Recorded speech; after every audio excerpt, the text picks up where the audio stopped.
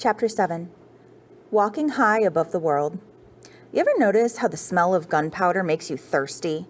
Because after the fireworks, I'm aiming us for wherever the food carts are parked along the street, thinking about an ice-cold lemonade, how clean it will taste.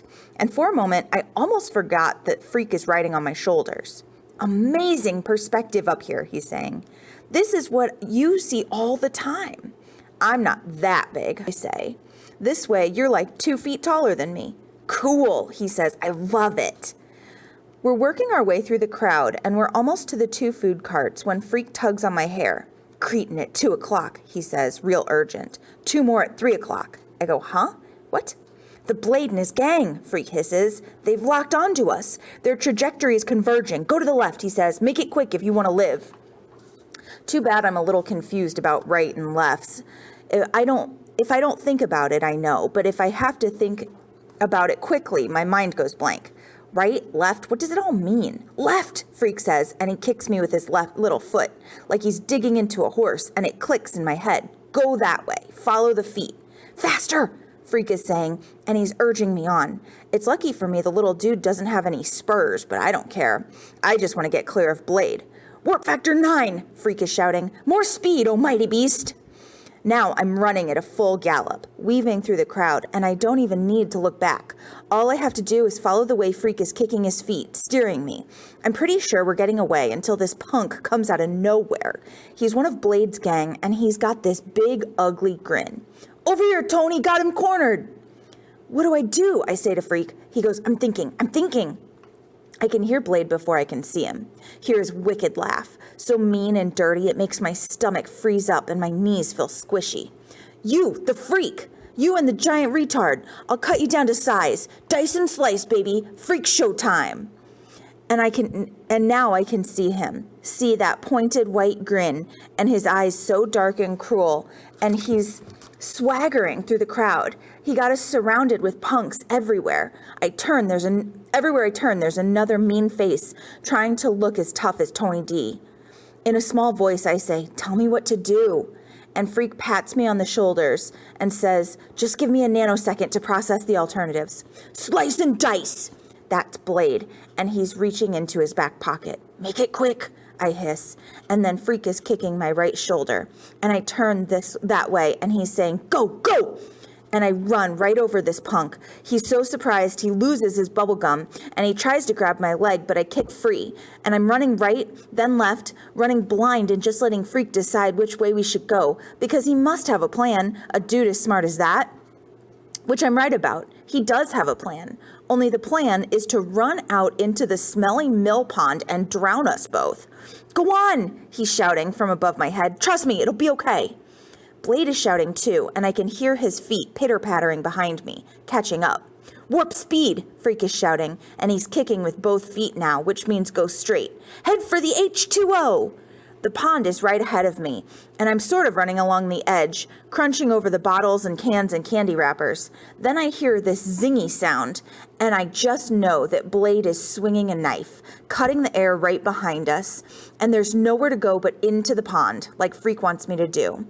I almost lose it right there, taking that first step because it's a gunky pond and the mud is really oozy and deep and it sucks right up to my knees. But I'm so scared of getting cut by Tony D, so scared he might bite me with those wicked teeth. I just keep going. There's this great ugly sucking sound as my feet come back out of the mud and I stretch out as far as my legs will go and I take another step and that the water is up to my chest before Freak gets my attention. He's tugging at my hair with both hands. Whoa, he's saying, slow up, we did it. The mud is up around my knees, and it's real hard to turn around. Finally, I get so I'm facing back at the shore, and there's Blade, just his head above the water, and he looks all white and scared. Help! He's blubbering, choking on the dirty water, and then his punksters are splashing in to rescue him.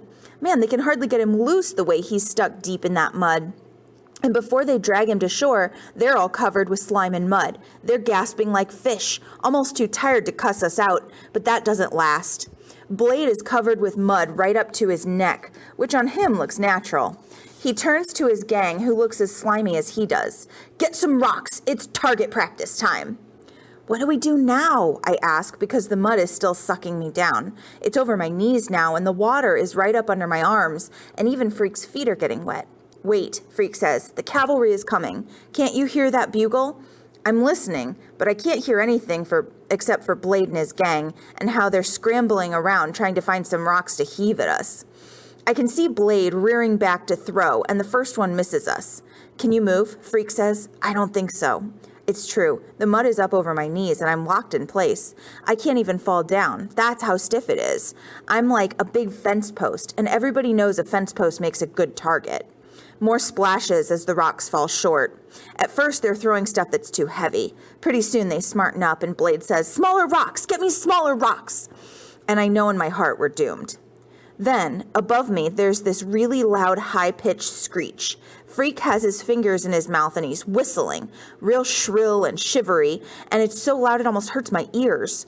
And then I see what Freak has been seeing all along, a cop car cruising real slow along the road, around the pond, which is what they always do after the fireworks. Freak is whistling at the cop car spotlight. Freak is whistling, and the cop car spotlight comes beaming around the pond until it settles on us. I'm blinking because the light is so bright, and Freak is making a fuss and waving his arms, and we hear the metal megaphone sound of a cop voice ordering us not to move. Like we could, even if we wanted to. It's hard to see in the glare of the spotlight, but Freak tells me that Blade and his punks are running away, like snakes on sneakers, Freak says. Officers, Freak is shouting into a white light, we request assistance. They finally have to use ropes to pull me out of there. Freak won't let go. He stays right where he is on top of my shoulders, even when this cop in a boat tries to lift him off. And then we're up on the bank of the pond, and everybody is being real nice and giving us blankets and Cokes and saying they know all about Tony D. They'll keep an eye on him, don't you worry. Okay, boys, you'd better give us your names and we'll call your mothers, this one cop is saying. And there's this other guy who is looking at me funny, and he says, hey, isn't that Kenny Kane's boy? Must be. Old Killer Kane. Is he still inside? Freak is still holding tight to my shoulders, and when they ask for his name, he says, we're Freak the Mighty. That's who we are. We're 9 feet tall, in case you haven't noticed. That's how it started, really. We got to be Freak the Mighty, slaying dragons and fools and walking high above the world.